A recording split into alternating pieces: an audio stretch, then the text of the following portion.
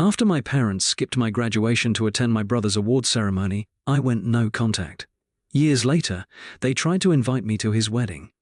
But I showed up with someone they never expected, and the whole family turned on them. "Your brother's event is more important. You'll understand one day," my mom said, completely oblivious to how utterly deranged she sounded. I was standing there, holding my graduation cap in one hand and my last shred of hope in the other. It wasn't like my graduation was a surprise. I wasn't pulling off some Houdini act. Graduations are kind of expected after 4 years of busting your ass in college. Yet there they were, my loving parents, telling me that not only were they skipping my graduation, but that they were choosing my brother Jason's award ceremony instead. Jason, the golden child, the saint, the walking parade of excellence, was receiving yet another award. This time for Best Future Surgeon, or some other pretentious title that sounded like he was nominated by a team of hospital gods.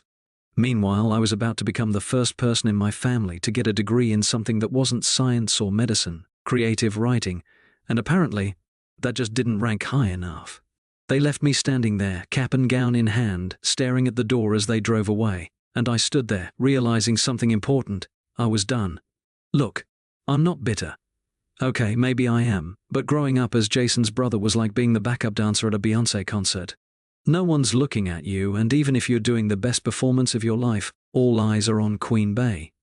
Jason excelled at everything: straight A's, science fairs, sports, volunteer work, even taking out the trash like it was a surgical procedure.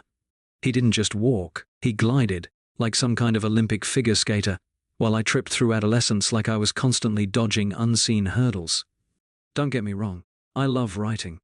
My love for books, storytelling, and creativity has been my solace.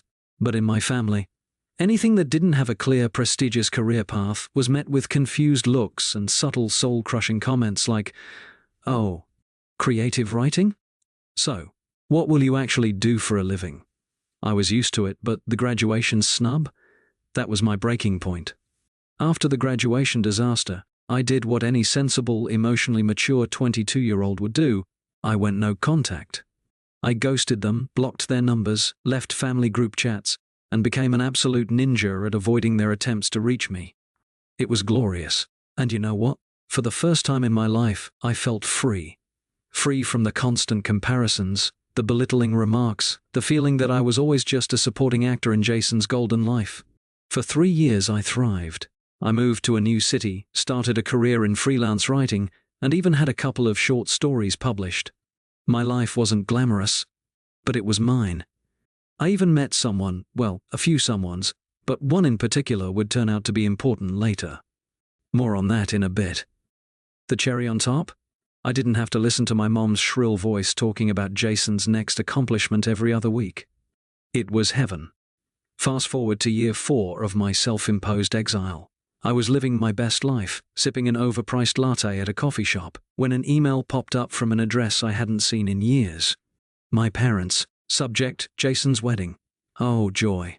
I opened it, fully expecting some passive-aggressive guilt trip, and wasn't disappointed. They were formally inviting me to Jason's wedding. But here's where it gets wild. They had the audacity to say it would mean a lot to Jason if I came. No, we miss you. No, we're sorry we were trash parents. Just, Jason would like it if you showed up. Classic. I stared at the email for a long time, my brain buzzing with the possibilities. A polite decline? A scathing response? I considered both. But then an idea, no, a masterpiece, formed in my mind. If they wanted me to come, I'd come. But I wasn't showing up alone. Now, remember that someone I mentioned earlier? Yeah, that's where this gets juicy. Her name was Kendra, and we'd been seeing each other casually for a few months. Kendra wasn't just anyone, she was Jason's ex. Yes, that Jason. The girl he dated through med school before unceremoniously dumping her when he landed some prestigious residency and decided she was too much of a distraction. Classic douche move, right? Well, Kendra and I had met randomly at a bar. Small world, huh? And what started as a few innocent drinks turned into a whirlwind of shared disdain for my brother. And if you're thinking, oh no he didn't, you're damn right I did. I called up Kendra and laid it all out. You want to crash a wedding with me? There was a pause followed by her wicked laugh. I'm in. The day of the wedding arrived and I was ready for battle. Kendra looked stunning, like movie star stunning. I wore my best suit and a smug grin that I couldn't wipe off my face. As we drove to the venue, Kendra and I went over our game plan. "Are we just going to act normal?" she asked, sipping champagne from a to-go cup. "Oh, absolutely not," I replied. "We're going to be so supportive it'll make them sick." We arrived at the venue, and it was a typical Jason affair. Grandiose, expensive, and designed to make everyone feel like peasants in the presence of royalty. We strolled in, arm in arm, and the looks on people's faces were priceless. My mom's jaw dropped so low it could have hit the floor. My dad's eyes bulged out like a cartoon character. And Jason? Oh, Jason. The color drained from his face like someone had pulled the plug on his internal life force. It was glorious. "Hey, bro," I said, grinning like a Cheshire cat. "Long time no see. Hope you don't mind, I brought a date." Kendra waved, giving him a sweet, innocent smile. "Hi, Jason, congratulations." The poor guy looked like he was about to implode. His new bride, Amanda, whom I had never met, by the way, stood there, wide-eyed, probably wondering who the hell this drop-dead gorgeous woman was and why her husband looked like he'd seen a ghost. We mingled. Oh, did we mingle. Kendra and I were the life of the party. We hit the dance floor, took advantage of the open bar, and made friends with everyone. And of course, every chance I got, I introduced her as Kendra, my girlfriend, just to watch my parents twitch. But here's where things took a real turn. As the night went on and the alcohol flowed, the whispers started. Family members began piecing things together. The older relatives who remembered Jason's serious girlfriend from back in the day started to realize who Kendra was, and that's when the rumor mill went into overdrive. By dessert, Aunt Carol cornered me. "Is that Jason's Kendra?" I took a long sip of my wine. Not anymore. It was chaos. By the time the cake was being cut, half the family was glaring at my parents, the other half was whispering behind Jason's back. And Kendra? Kendra was living her best life, holding court with a group of my cousins, telling them all about the real Jason.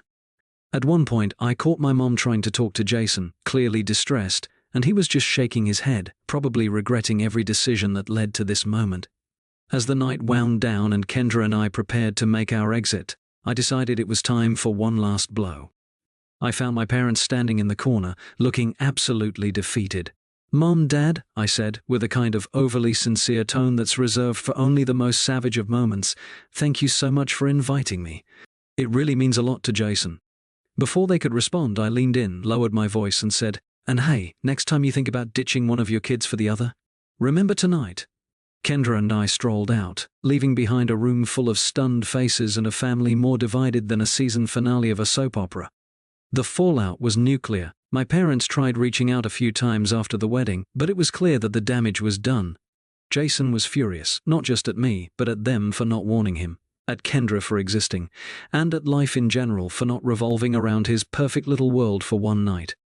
As for me, I kept living my life.